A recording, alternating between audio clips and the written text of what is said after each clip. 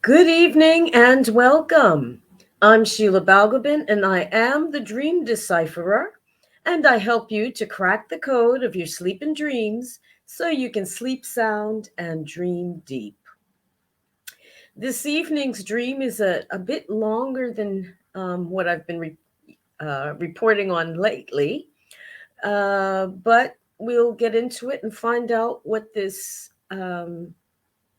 emergency protocols and all kinds of things going on. So let's get into it. The dreamer reports that they would drive in a car going from the north side of his hometown to the east side of the town. Though it was daytime, the streets were unusually quiet, the dreamer noticed, and that there only seemed to be lots of dodgy characters or criminals on the street. The dreamer then went into his company's flagship office where he used a hot desk and caught up with some old colleagues. Now, during this time, the dreamer reports that a very senior director turned up with an auditor for like a snap exam, I guess, or look around, which left this staff feeling a bit unsettled and nervous because they didn't know what they were looking for or what was going on, and it was unexpected. Suddenly, after all of that, the some authorities, unnamed authorities, came into the office and stated that a serious incident had taken place in the area and that no one could leave the building and that staff had to initiate emergency protocols. But at this point, one of the dreamer's colleagues decided, or rather received a text and was planning to actually leave the building despite being told that no one was allowed to leave. There was a bit of a discussion and a standoff between this colleague and this senior director, which the auditor just kind of observed what was going on. Now, it was very clear that if this colleague left the office, even with permission, that they would face disciplinary action and probably dismissal from their job. The colleague accepted that that may be the case, but and the director approved the request, even though aware that he himself, the director that is, might be disciplined and dismissed from his job. So the director authorized this colleague's exit from the building, and the director, speaking to the auditor, refers to this colleague as a little mask, and the dream ends there. There's quite a lot of things going on, but as always, we'll break it down and see what comes up. The first thing was this directions. I'm going from the north end of the city to the east end, and there's something I think that related to direction here. North made me think of like the pole star, the North Star, which is a guiding light for people who are traveling at night. And the East reminded me of that, like the biblical story where the wise men followed the star to find the Christ child. And this brought up the question for me is of following the light, following a guiding light of some kind. Um, but this is during the day, of course, that this dreamer was traveling around. But my question here is the dreamer actually following a light, an inner light, perhaps? Then we to look at the traffic. The traffic on the street is actually quiet. The dreamer is in a car. Doesn't say whether the dreamer was actually driving the car, and cars or vehicles in general represent are literally in a physical sense, our journey through life. So sometimes we're on foot, sometimes we're on a plane, sometimes we're being driven around by someone. And that is a kind of pictorial image of our journey at that moment in time. So it's not clear whether the dreamer was actually driving this car. It just says he was traveling by car. Could have been someone else driving. And it begs the question here, who's in the driver's seat? Is it the dreamer or is it someone else? But nevertheless, the streets are quiet. There's not much traffic. But it makes me wonder whether this dreamer feels like they are a lone traveler on a lonely highway or something. Sounds like the words from a song almost. But does the dreamer somehow feel like they're a lone traveler on a road with there's not many people around? Now, the dreamer notices that while wasn't much traffic in terms of cars, seemed to be a number of dodgy or criminal people hanging out on the street. And my question here was, what makes the dreamer think that these people were dodgy or criminal in some way? What makes them, in his eyes, criminal or dodgy? And the other question here is these people being unnecessarily judged by the dreamer, making assumptions and making judgments without knowing anything about these people? But we'll leave that for the moment. He gets to work and is working on a hot desk.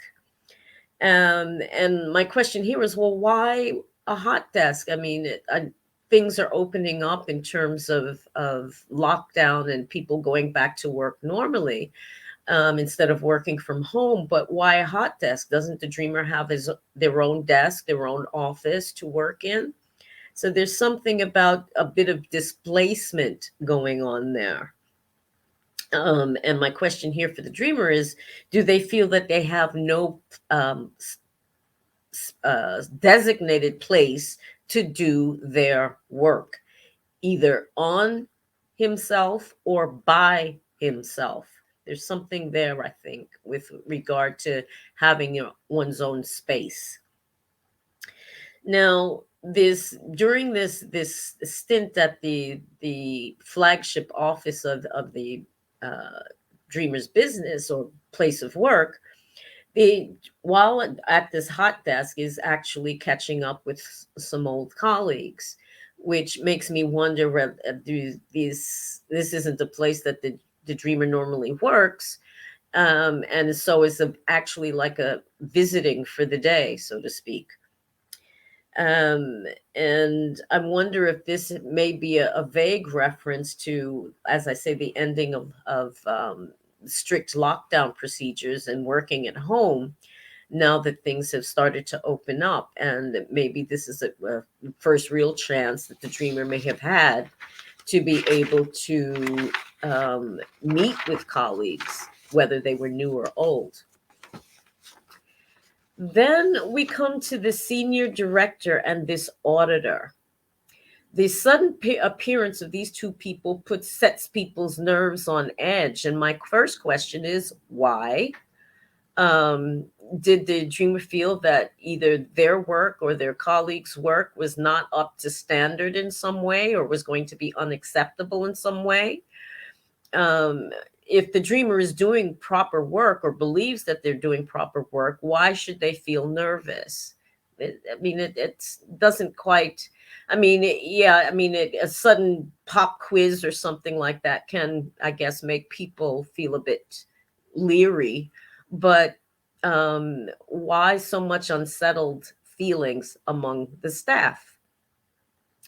And the next question here is for the dreamer is, what does the thought of being judged or assessed in some way bother the dreamer? Is it somewhere in their life? Is there some aspect of their life that they feel that they may be judged, wanting in some way?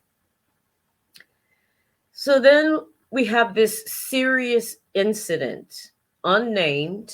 I mean, was it a terrorist attack? Was it a fire? What happened? But these unnamed authorities, could be police, could be fire people, firemen, whoever, some authorities, unnamed authorities, issue orders that causes the office to go into lockdown. Basically, nobody's to leave the space. um, did this incident actually happen outside the building or within it? Um, and what exactly was the nature of this emergency? Now, a building is an interesting thing. It contains things. It can keep people in or keep people out, but it's a contained space. And my question here for the dreamer is, does this building represent some type of defense um, in some way for the dreamer? Or put another way, is there some area of the dreamer's life that something needs to be kept in or kept out? So, in other words, it's contained in some way. And now there's this altercation that goes on during this, where the one of the dreamer's colleagues gets a text message, unknown message, and decides that they must leave the building despite instructions that no one is to leave. Now, why is that? What kind of emergency was so urgent in this text message that required the colleague to leave the building, or they felt that they needed to leave the building? Now, while this discussion between the colleague and the senior director is going on, the auditor is standing there and just observing all of this. And one, I don't know what conclusions they may be drawing from this, or this is part of their assessment, but they're just standing and watching what's going on. The colleague, after discussing with the senior director, decides that, yes, I am going to leave the building, and yes, I understand that I might get the sack for it. And the director himself also realizes that because these instructions were contravened, that he might be disciplined and sacked as well. And I just wonder, what is the auditor's role in all of this? Just to observe, to make decisions about people's work or what they're doing? What is the auditor actually doing other than observing? What is their purpose? Now, something that occurred to me that was about this colleague is that, is this the dreamer's shadow side? Now, the shadow, on psychological terms, is the usually the same sex and generally the same age, but could be older, younger, or the same age as the actual dreamer. But is definitely the same sex and is the unknown, unacknowledged parts of the dreamer. And I wonder if there's some shadow side of the dreamer that is either being ignored, unacknowledged, or is the dreamer is unaware of, that is urging the dreamers in some way to break the rules. So there's something there for the dreamer perhaps to consider. And then this odd little throwaway remark by the senior director to the auditor, calling this colleague of the dreamers a little mask. Now, what exactly does that mean? A little mask, that this person is a little mask. Um, I mean, a mask is either something somebody wears, or in a larger sense, they're not showing who they truly are. They're being false in some way, presenting themselves as one thing when they're actually something else. Now, is this colleague wearing a false mask of some kind? Or if this colleague represents the dreamer's shadow, is the dreamer wearing some kind of mask, a little mask to kind of hide something that's either unacknowledged, unknown, or rejected in some way. So what was, I mean, looking at this mask, what was the colleagues' true reasons for contravening the instructions given by the authorities about leaving the building? Was there something behind the scenes that was going on? I mean, no one knows what this text message was about. And was that a pretext to get out of jail, so to speak? Was there some sort of secret understanding between the colleague and this senior director? There seems to be various masks being worn here, but who's wearing them and why? Now, to try to pull all of this together, there are several questions that I would pose to the dreamer, or suggestions that I would make for the dreamer to actually consider. That the dreamer, the senior director, the auditor, and the colleague, at some level, at the psychological level, is all of these four people represents different aspects of the dreamer themselves. So you have somebody who's supposed to be in charge, somebody who watches over the person in charge, the dreamer themselves, and then this maverick who wants to break the rules. So if looking at it in that sense, you have the director, who's the part of the self that goes I and calls the shots. The auditor, who's the overseer, kind of like in what they call in psychological terms, the super ego, which could be society, family, friends, authorities, but have ultimate authority over the person's behavior. So they act as an overseer, this auditor, making sure that everybody acts and does what they're supposed to. Then there's the dreamer, ostensibly themselves, as appears to people. And then there's this colleague who's, like I said, is like a maverick who's, going to do their own thing regardless of the consequences. And my question here specifically for the dreamer is whether these four people actually are representing different compartments or roles that the dreamer may play in their own life. During which all of this is going on, the dreamer is wearing some kind of mask to disguise what's really going on. So my final question here is the dreamer in effect hiding from themselves in some way?